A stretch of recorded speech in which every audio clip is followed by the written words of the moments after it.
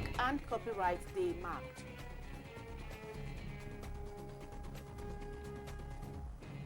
Progressive People's Party Women's Movement holds maiden Congress.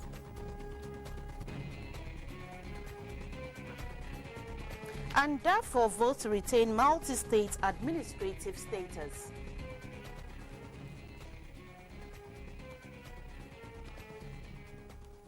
Good evening. It's time for News Hour live on GBC24 and GTV. You're welcome. My name is Siyoko Kwakutre. And I am Michelin Taka. Now to our first story. As part of activities to mark World Book and Copyright Day, the Ghana Book Publishers Association has organized a forum to drum home the need to develop the culture of reading. The president of the association, Mr. Elliot Ajari, called on the government and development partners to support the growth of the indigenous publishing sector.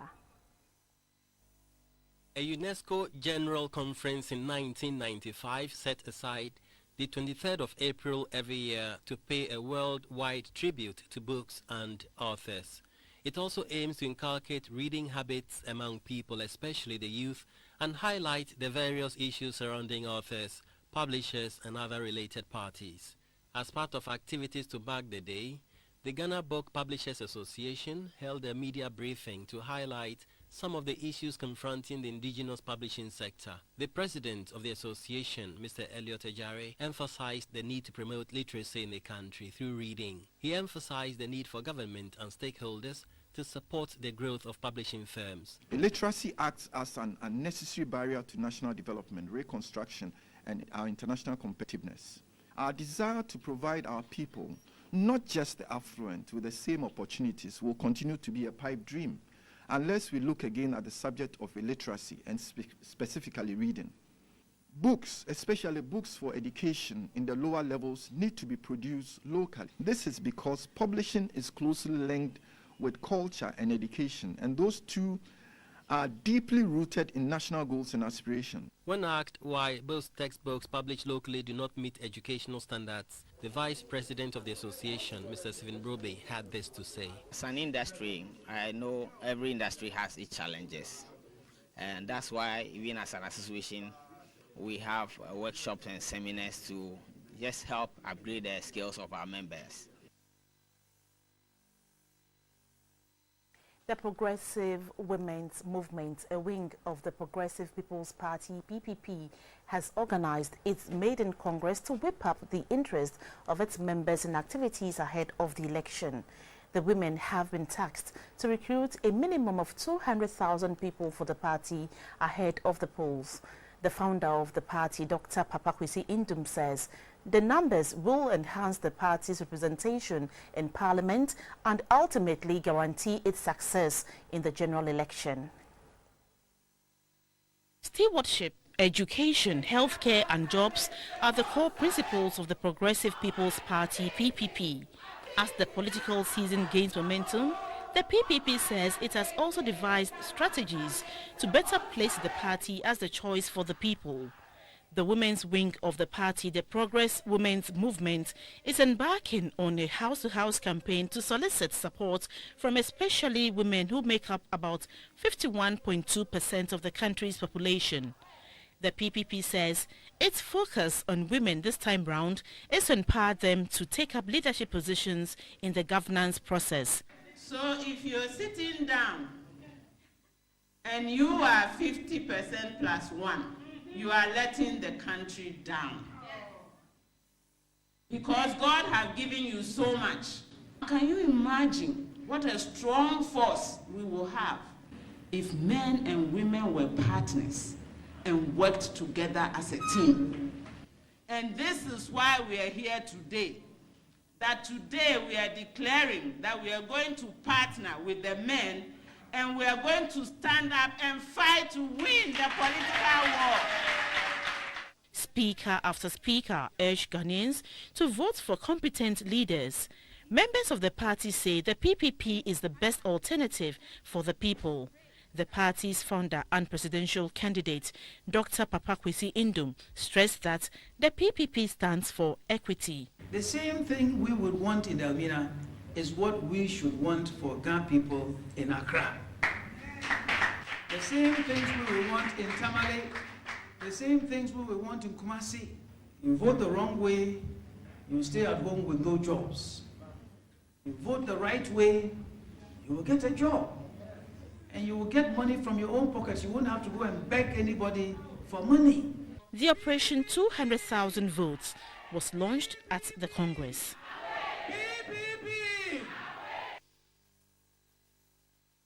Under its enhancing inclusiveness in Ghana's electoral process, the Eastern Regional Office of the Electoral Commission has organized a capacity-building seminar for media practitioners on election reportage at Koforidua.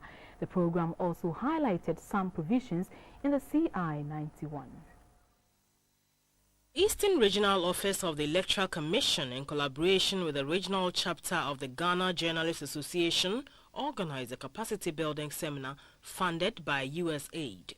About 40 participants were taken through the CI-91, which replaces CI-72, and the role of the media in helping to sustain the nation's peace during the electioneering campaign. The Eastern Regional Director of the Electoral Commission, Mrs. Faith Amejake, noted that the seminar aims to improve and upgrade the knowledge of journalists in election reportage.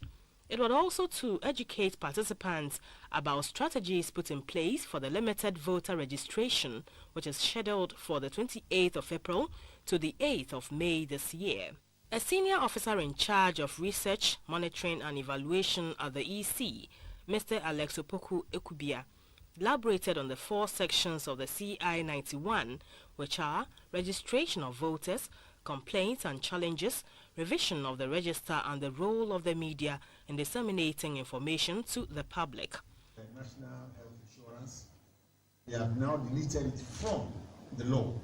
So what we have now in the law, for which people can be identified as evidence of identification, are a passport, a driver's license, national identification card, an existing voter identification card. And if a person who comes to register has none of this, then that person must be guaranteed by 2 people from the vote who are registered voters. And these 2 people, registered voters, can actually guarantee for not more than 5 people. A representative from the Eastern Regional Branch of the GJA, Mr. Kwame Nonuma, charged media practitioners to be circumspect in their reportage and cross-check their facts. The area where you are residing and reporting and the one who is receiving the information, if you don't take care, the last will not be clear. It will be so clear that he or she will receive it well. So if you don't draw closer to the electoral officials to get the exact information, you may be misinforming the people because of one letter or one figure. So this is the time that we have to be very cautious of our figures that we give. And according to the ethics of the journalism, we must be very cautious in reading between the lines before sending the information. There is an adage which says that it is better to be late than call Mr. Late. If you don't take care and we say that we are dependent on other people and then whatever we hear, we are sending everything. Before we realize, then we have caused a great harm to ourselves as well as our organizations. The Electoral Commission is expected to exhibit the provisional voter register from the 28th of June to 7th of July 2016. This is to enable persons who have registered to check their details in the register. The EC expressed worry about the low turnout during the voters' register exhibition and urged the media to sensitize the public on the need to verify their details. Intensifying campaign on fire safety in order to reduce fire accidents is said to be one of the effective means of preventing fire outbreaks. Addressing the closing ceremony at a 3-day conference for directors and regional commanders of the Ghana Fire Service at Ho, Dr. Albert Gazy charged regional commanders and directors of the service to develop new strategies for fire prevention. The rate at which fire accidents has been occurring in Ghana has been described by the fire service as alarming. In 2015, the Central Region alone recorded over 600 fire accidents. Hundreds of people have since last year to date lost their lives to fire accidents. The fire service attributes some of these accidents to the use of inferior building materials, human errors, and non-adherence to fire safety measures. To ensure that all personnel are abreast with latest developments in the firefighting industry, the officers in the Volta region met in Ho to be equipped. The Chief Fire Officer, Dr. Albert Brown-Gazy, says as part of moves to reduce fire accidents at the community level, the service has inaugurated the all-female community fire prevention unit. On the issue of security, the Chief Fire Officer noted that the fire service has put in place contingency plans in collaboration with other security agencies to possibly deal with any threats of terrorism. As an institution responsible for public safety, we have also had the opportunity to validate emergency preparedness plan, contingency to deal with any unforeseen or emerging threats, and a state of preparedness towards any incident that may crop up, should it happen. Dr. Albert Brown-Gazy presented medals to some long-serving officers for their dedication and hard work to the service. The wife of the Vice President, Mrs. Matilda Emisa Arthur, has encouraged Christians to make evangelism the core principle of their faith. Mrs. Emisa Arthur said anyone who confesses faith in Jesus Christ should imitate his lifestyle. She was speaking at the biennial conference of the Accra North Circuit Guild of the Methodist Church of Ghana. The Methodist Guild was formed to enable the membership engage in evangelism and teachings to draw more people closer to God. Initially under the youth ministry, the Guild was separated to include people of all ages. The Guild has a membership in all societies in the church. Every 2 years, the members of the Accra North Circuit Guild meet to discuss its achievements and challenges and deliberate on ways to improve. This year, the focus of the Guild is to draw children into its fold. The president of the Accra North Circuit Guild, Madame Agnes Abrakwa, encouraged the Christian youth to eschew violence, especially during the elections. The Superintendent Minister of the Methodist Church, Very Reverend Theophilus Anderson, advised members to be committed to serving as witnesses to God. The wife of the Vice President, Mrs. Matilda Emisa Arthur, urged Christians to put away all their political differences and pray for peace as the country prepares for the November polls. Say Christian fu hiazi ye wo Ghana ha chredo a ebohu de obesan ehwana sabi wonyim Christ ma ho so obohu da modoi we hu forgiveness, we hu unity, we hu justice ama abe ayekoti bibia beyezin. The 3-day conference will end with a Thanksgiving service on Sunday, the 24th of April.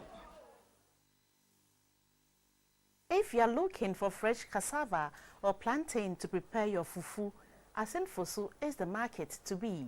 As one of the business hubs in the central region, brisk trading activities is conducted on the shoulders of the streets. For the sake of convenience, market women have exchanged their safety for money, citing the overcrowded nature of the old market as the reason.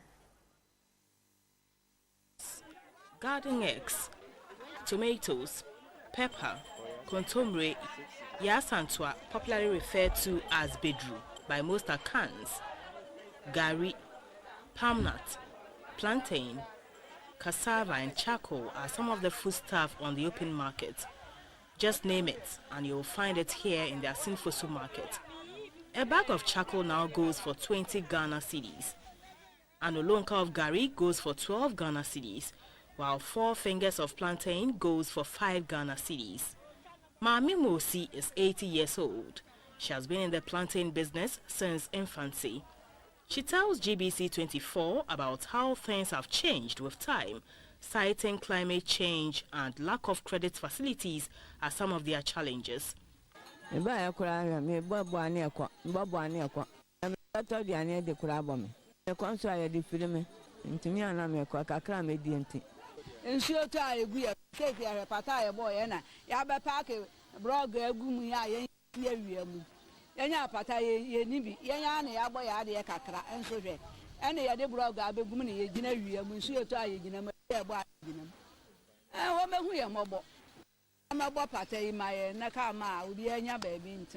Cassava, on the other hand, is being traded for 5 cedis for 4 pieces. The traders say the inconsistent rainfall patterns have affected the prices of especially cassava and plantain. If you love mushrooms, a whole bunch goes for 5 Ghana cedis. But the tale of the Asin-Fosu market is not all rosy. The overcrowded nature of the marketplace have forced the traders to conduct brisk business on the streets. The scorching sun or the risk of a vehicle running over them does not deter them. A rainy day is their worst nightmare, but in the midst of all these, the traders say customers patronize their wares at the roadside compared to the old market, as it could not accommodate all of them. Baby, atina haye. Ensu otaye ti me bia ba atim. Kan so mpo bampa ye baby mpo emfa. Enti ekra ma ba ye pane chaw. Wo moye. Na ne ya bata ye kwala. Ye ma wo school muti ye sense. O mehwe ye dwan fa ma ye na. Ye so ye baby ntira na ye nsanko ya nti hwe ye nsu ma ibi. For some answers, the municipal assembly is renovating the old market to make it spacious enough in order to attract more patrons. For these market women, the speedy execution of the project will ease their discomfort of trading in the open. The MCE of Asin-Fosu, Dr. Kofi Blankson, said his outfit is working hard to complete the renovation of the market. It is the oldest market in town. It is getting full to capacity. Even at the moment, some of the women are standing by the roadside, which is very dangerous. We've spoken to them, I have spoken to them. That they should move inside. They are complaining that there is not enough space. So we are trying to open up the market. As of now, work is ongoing in the market. Open it up so that everybody by the roadside can move in, because it is dangerous for them to sit out there. If you intend to purchase some foodstuffs at the Asin-Fosu market, the market days are Tuesdays and Fridays.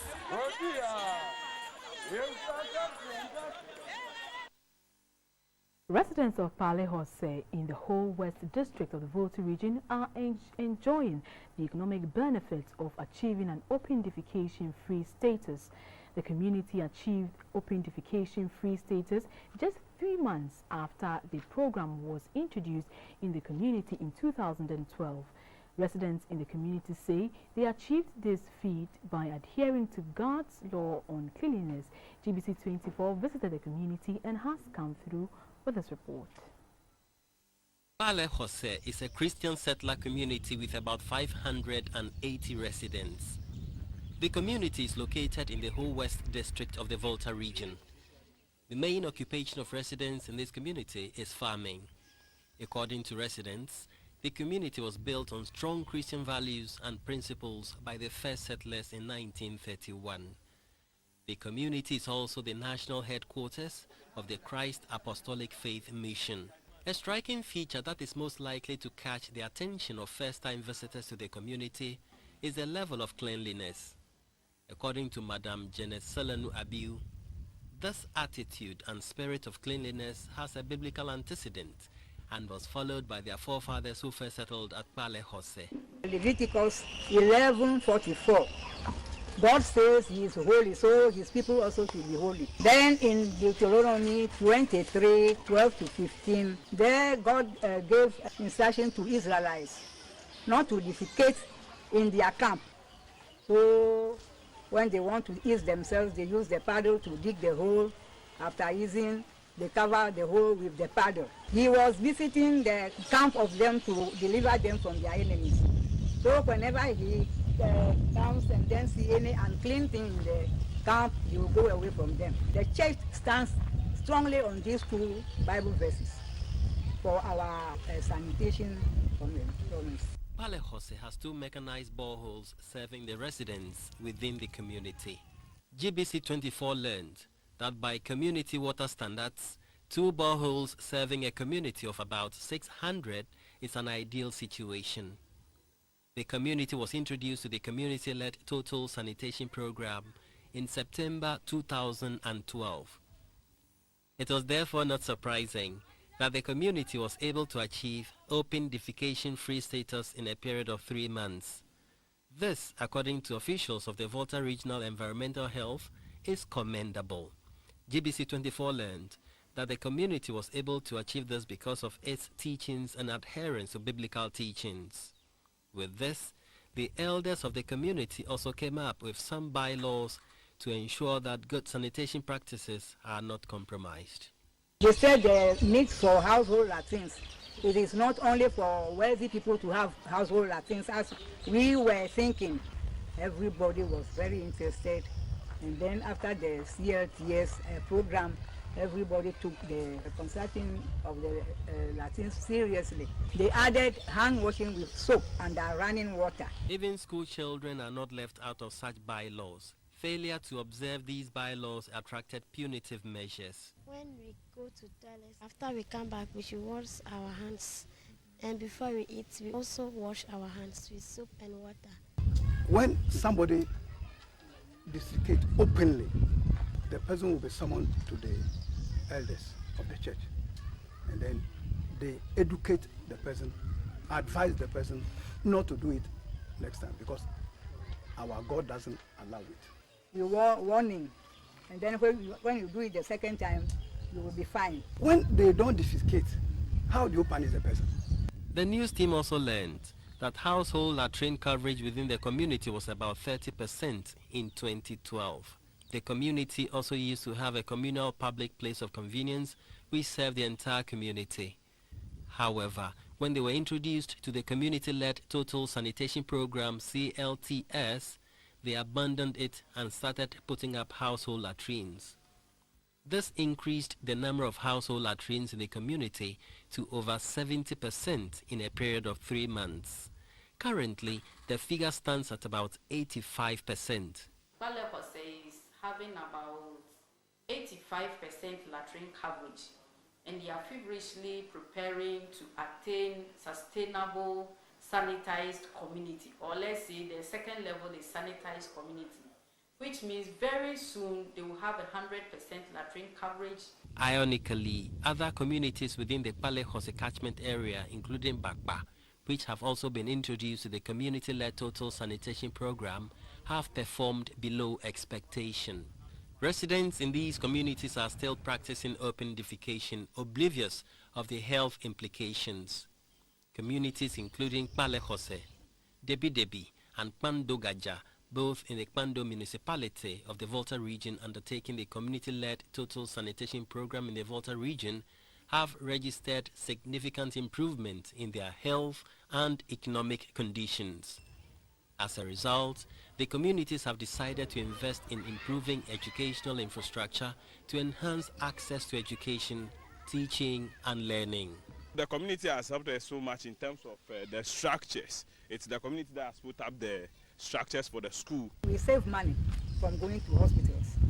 Palekose has now become a reference point for other communities undertaking the community-led total sanitation program in the region. There are about 800 out of over 3,600 communities that have been triggered and involved in the community-led total sanitation program. These communities are being sponsored by the United Nations International Children's Emergency Fund, UNICEF, in 14 municipal and district assemblies in the Volta region. It is therefore hoped that communities will learn from Palekose and other best practices to help reduce open defecation and its related diseases in the region and the country in general. The Volta region has set a target to achieve 100% open defecation-free status by the end of this year, while the whole country's target to achieve a 100% open defecation-free status is pegged at 2020. The new U.S. ambassador to Ghana, Robert Porter Jackson, has urged the media to work in accordance with the ethics of journalism, especially as the country goes to the polls in November. Mr. Jackson was speaking at a capacity building program for over 40 journalists from the Ghana Broadcasting Corporation, GBC. The training program was organized by the Broadcasting Board of Governors from the USA and the Voice of America, VOA, in collaboration with the U.S. Embassy in Ghana. 7 months to the November polls, the role of journalists in ensuring that information is disseminated in a well-rounded and objective manner has become an issue of concern to most stakeholders. It is to equip journalists from the Ghana Broadcasting Corporation with the requisite skills to report accurately before, after and during the elections that the VOA, in collaboration with the U.S. Embassy, organized a training program. The training also afforded journalists the opportunity to share their knowledge and experiences. The U.S. Ambassador to Ghana, Robert Porter Jackson, said the U.S. has provided the Electoral Commission with financial assistance to implement programs to sensitize the public on the need to ensure peace during and after the elections.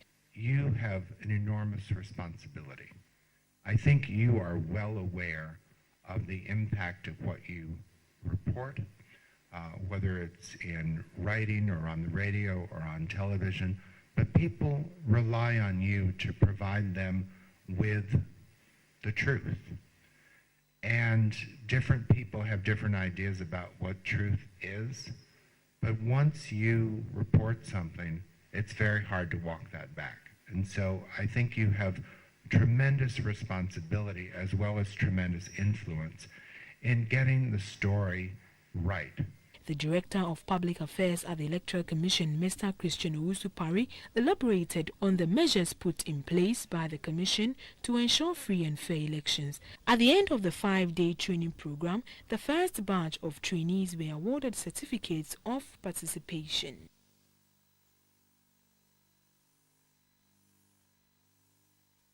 You're watching News Hour live on GBC24 and GTV. We're taking a short break. Please stay with us.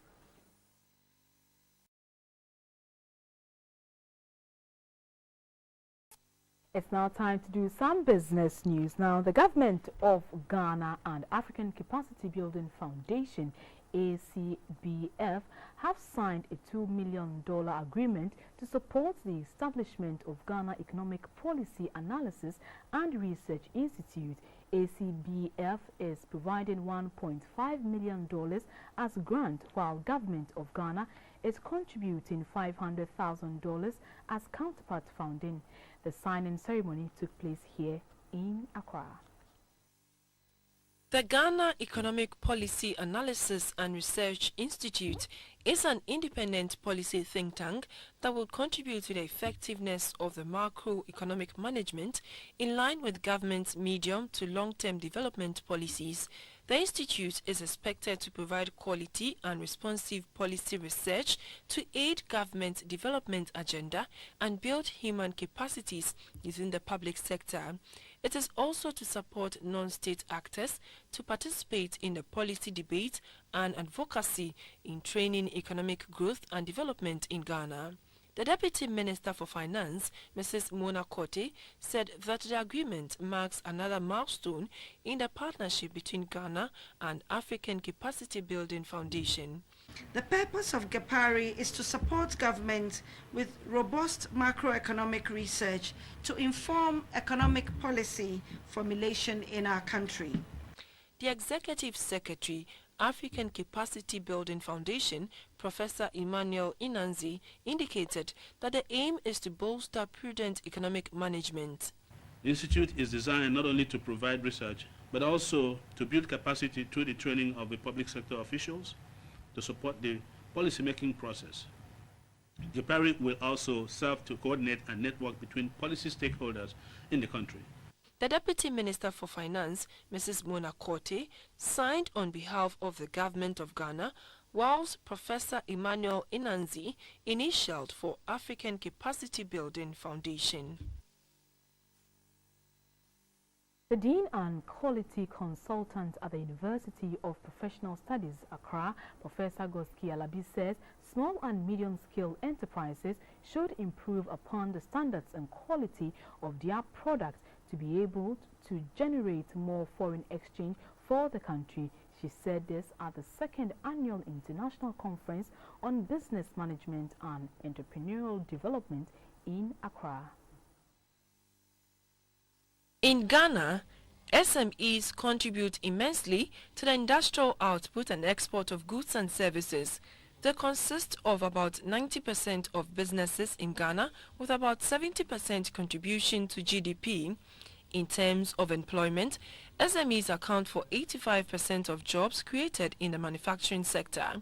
Though SMEs are considered as the engine of growth and development, the quality and standards of some of their products do not meet international standards. In recognition of this, the University of Professional Studies, Accra UPSA, has held its second edition of the annual International Conference on Business Management and Entrepreneurial Development in Accra. The Dean and Quality Consultant at the University of Professional Studies, Professor Goski Alabi, said SMEs should not just look at the strategies adopted in the production process, but rather they should also focus on quality standards. Specifications for products do not manage themselves. What gives birth to quality is the standard of the process, the standard of the methods we are using, the standards of the systems that we are applying. And for far too long, we stay in this country and we talk about quality, when in actual fact, we don't have a clue about what it actually means in quotes. Some members of staff were awarded for their dedicated work in helping to improve the standards of the university. The 2012 presidential candidate for the Progressive People's Party, PPP, Dr. Papakwesi Indum, says the building blocks for change and political and economic landscape in Ghana can be done through discipline and the acquisition of knowledge. He was addressing the political science students of the University of Ghana under the theme Youth Empowerment, a Key to National Development. In Ghana, empowerment forums are held from time to time to encourage and train the youth to be passionate about the nation's growth and development. The latest one was organized by the political science students of University of Ghana. This time round, the founder of the Progressive People's Party, PPP, Dr. Papakwesi Indum, was on hand to share his experience in the world of business with the students. He advised the students to be crusaders of change by guarding against tribalism and corruption. Tribalism and corruption. Those are the twin evils we have in Ghana that you must be aware of, that you must guard against. You don't just wake up one day and find that development is knocking at your door and it comes in and it happens just like that. You must work for it. We must work for it with some sacrifice and a lot of work. On entrepreneurship, Dr. Indum challenged the youth to join the Made in Ghana campaign and create a market where goods and services will be produced for the local market. When someone is doing something, instead of asking, well, how did he or how did she get there?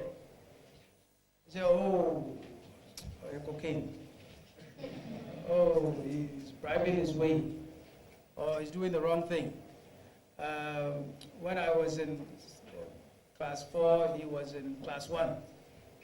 And so how can he come and overtake me?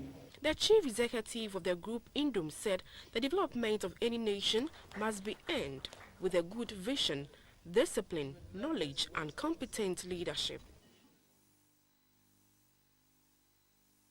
We take a breather here. We're back shortly. Don't go away.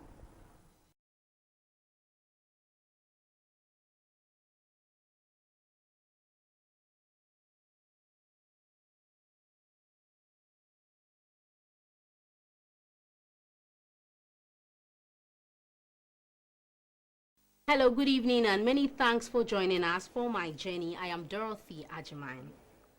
Over 300 shop owners adjacent the Kaneshi Lorry station at Circle have been affected by a demolition exercise carried out by the Accra Metropolitan Assembly. This was to pave the way for the construction of the flyover and roads. Compensation has, however, become an issue that the traders have to contend with. While some argue that their compensation is inadequate, others say they have not been compensated. On my journey tonight, I will tell you more about developments at the construction area at Circle and the pedestrian shopping mall. Even though the traders were given notice, they could not relocate before the demolition exercise was carried out, but were able to salvage their properties and cooperated with the engineers. The traders in the area are mainly dealers in mobile phones, laptops and accessories, cosmetics, shoes, bags, clothing and food, among other items.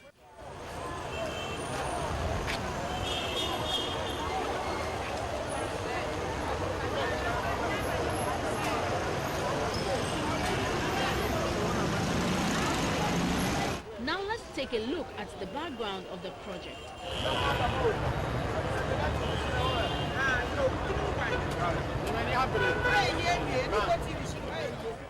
The Kwame Nkrumah Circle Overpass project started in 2013 to decongest traffic in the city. The construction of 2 flyovers is being executed by Queiroz Galval Construction Company. The first flyover is from the Ring Road Central to the Ring Road West and have an underpass with 2 lanes, while the second flyover could connect the Akasanoma Road and the Ring Road West. The entire project is estimated at 74 million euros and is being funded by the governments of Ghana and Brazil. The demolition exercise is to make way for the ongoing work in the area. Most of the traders in the area said they were not given enough time to relocate before the demolition exercise because the notice served by the city authorities and the Department of Urban Roads to vacate the place was too short. Some comments passed by the traders.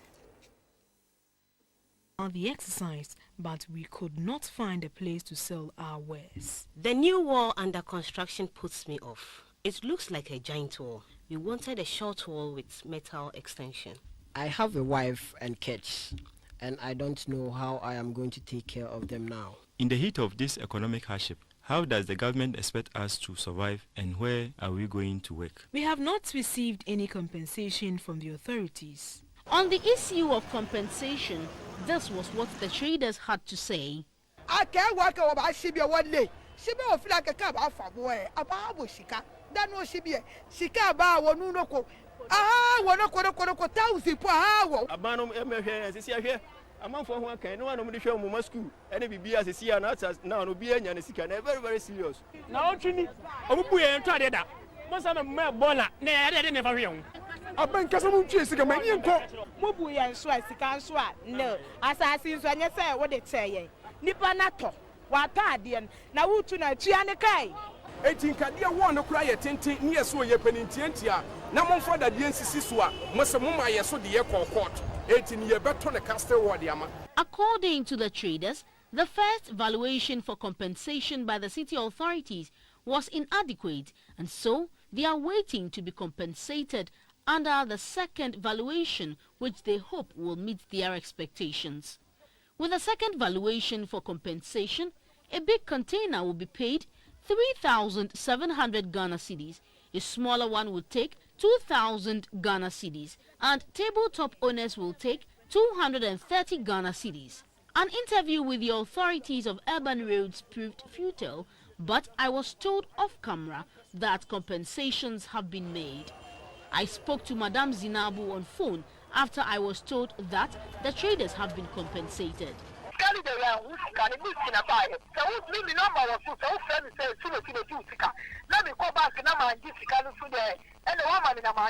Traders at the pedestrian shopping center at Circle say they intend to embark on a strike action to fight for what is due them.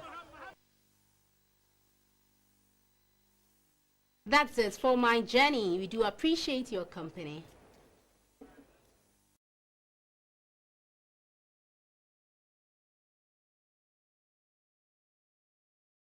For the international news, Sudan's western region of Darfur has voted to retain its current multi-state administrative status, the Electoral Commission says. More than 97% of voters in the referendum chose to remain as 5 states rather than form a single region. The vote was boycotted by major rebel and opposition groups, which say a united region would have more autonomy. The referendum was part of a peace process to end 13 years of conflict that has left 300,000 people dead. Ahead of the vote, Sudanese President Omar al-Bashir, who is wanted by the International Criminal Court (ICC) on war crimes charges related to Darfur, said it would be a free and fair poll. However, the U.S. State Department warned that the referendum could not be considered credible, quote, under current rules and conditions, unquote. The vote was held amid ongoing insecurity, and many of Sudan's 2.5 million displaced people were not registered to vote.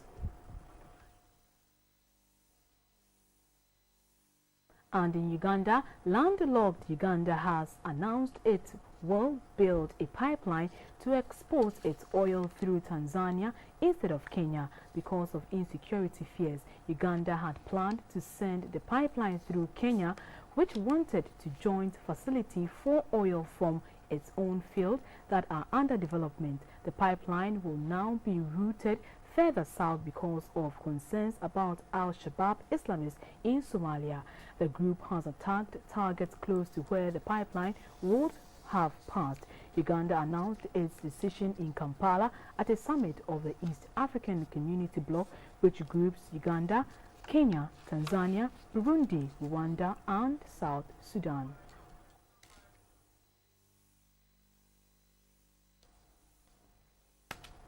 South Korea has accused North Korea for firing a ballistic missile from a submarine off its eastern coast.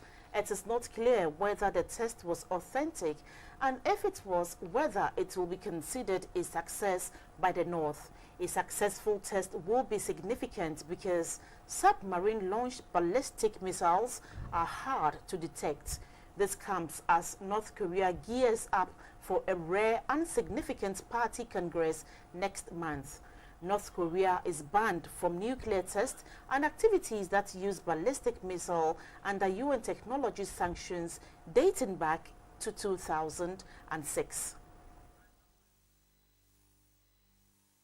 German Chancellor Angela Merkel and top EU officials are due to visit the Turkish-Syrian border to promote a controversial month of migrant deal. The visit comes amid questions over the legality of the EU-Turkish pact, which deports back to Turkey migrants who do not qualify for asylum in Greece.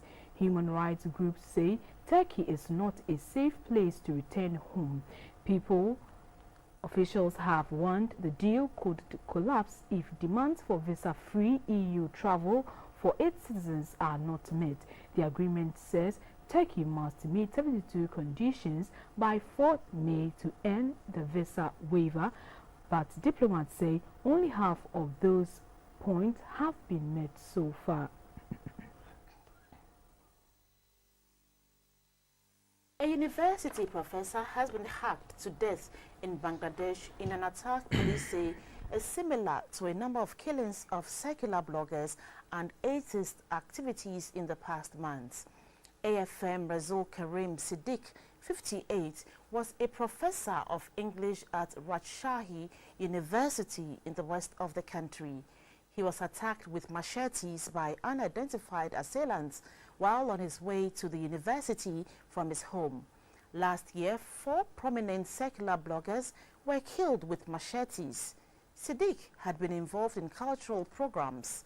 Earlier this month, a Bangladeshi law student who had expressed secular views online died when he was hacked with machetes and then shot in the capital, Dhaka. There have also been attacks on members of religious minorities, including Shia, Sufi, and Ahmadi Muslims, Christians, and Hindus. And 2 foreigners, an Italian aid worker and a Japanese man, were also shot dead late last year in seemingly random attacks.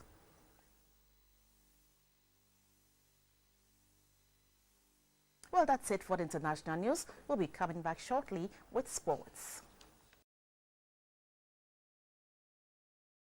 Let's now talk some sports. The President, Mr. John Mahama, will on the 3rd of May this year officially inaugurate the newly constructed Cape Coast Stadium in the Central Region. The Youth and Sports Minister, Mr. Nilante Vanderpoy, revealed this during the official signing and handing over of documents on the ownership of the stadium to the Ministry of Youth and Sports. This is the new 15,000 capacity Cape Coast Sports Stadium. The project started on the 15th of July 2013 and was completed on January 29, 2016. It is a multi-purpose stadium in the central regional capital, Cape Coast. It is expected to be mostly used for football matches. The stadium was designed by the China IPPR International Engineering Corporation, led by architect Zhong Jun. It features a 359 car parking capacity, 2 outdoor basketball courts, 1 outdoor handball court, a tennis court, a boxing training court, a press conference hall, 4 athletics lounges, 2 VIP lobby, among others. The stadium complex also has a 22-room hostel facility, a canteen, kitchen, firefighting room, storage rooms, and an LED scoreboard, among others.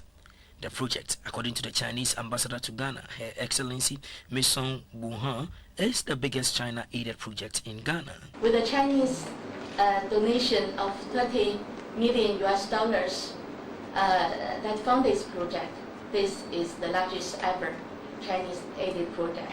It will promote the development of sports in the Republic of Ghana.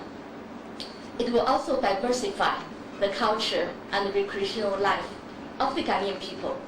It will enhance the beauty and the tourist attraction of Cape Coast. After the official signing of the handing over document, the Youth and Sports Minister, Nilante Vanderpoy, said thank you to the Chinese government for their support. The Cape Coast Stadium will officially be commissioned on the 3rd of May by His Excellency, the President of the Republic of Ghana, John Dramani Mahama. President John Dramani Mahama will be joined by His Excellency, the President of Gabon, and also a senior official from the Chinese government who will be leading the team which will come to play in the official commissioning match. After the commissioning is done by the President, the edifice will be the 5th stadium after the Accra, Babayara in Kumasi, the second the Esipon Stadium, and the Tamale Sports Stadium. The NBA returned to action on Thursday night with Game 3 playoff fixtures. In Houston, James Harden's game winner powered the Rockets past the Warriors. Oklahoma also regained the lead in their Western Conference Series matchup against the Dallas. And that's it for sports. Showbiz is next.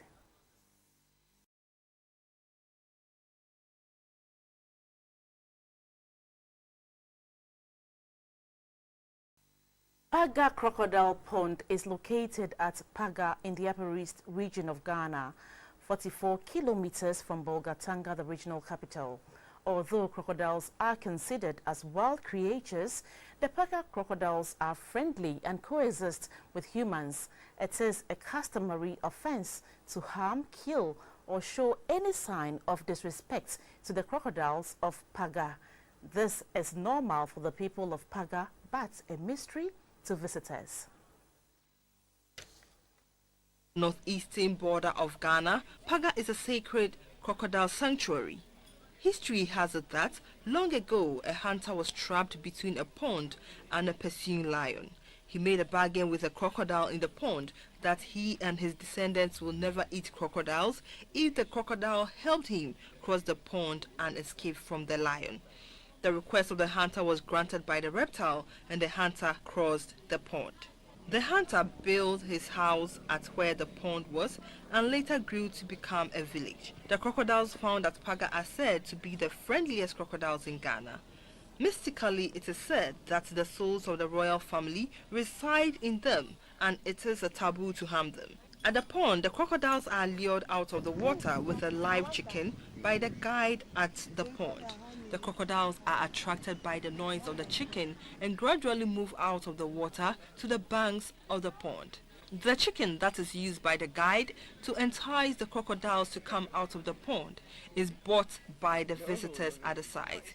Anyone can then have a close encounter with the crocodiles or take a picture with them.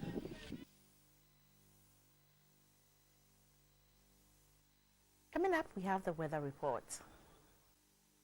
For now, thank you so much for watching. We'll be back at 10:30 with This Week. Good evening.